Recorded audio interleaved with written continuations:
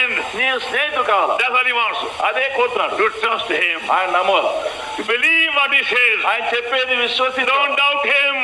Don't question him. ప్రశ్నించకూడదు. Similarly, అదే విధముగా go to him anytime, anywhere, any burden, any need, problem, to him.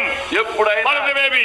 ఎప్పుడైనా ఎక్కడైనా ఏ సమయమైనా ఎన్నడైనా ఏమైనా ఎక్కడైనా ఏ అక్కడి కొరకైనా ఆయన ఎదుర్కొన్నాడు. He's a wonderful friend. ఆయన అద్భుతమైన స్నేహితుడు. A loving friend. ప్రేమగల We స్నేహితుడు. can trust him for any secret. ఏ రహస్యము కొరకైనా ఆయన నమ్మవచ్చు. And we call upon him any part of the day, night, any trouble. పగలు రాత్రి ఏ బాధలో ఎప్పుడైనా మనం ఆయన మొరపెట్టవచ్చు. That's God's plan. అది దేవుని ఏర్పాటు. We make all of us friends. మనందరినీ స్నేహితులు చేయగొట్టు. Then he says verse 15. తర్వాత 15 Henceforth I called you not servants, for servant not, but hardware.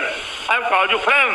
All things heard of Father, I am made known to you. దాసుడు తన యజమానుడు చేయదాన్ని ఎరగడు కనుక ఇక మిమ్మల్ని దాసుని పిలువక స్నేహితులని పిలుస్తున్నాను. ఎందుకనగా నేను నా తండ్రి వలన జరిగిన సంగతులు అన్నీ మీకు తెలియచేస్తాను. He wants to share with us his thoughts, his ideas, his purposes, his plan, what he has in heart.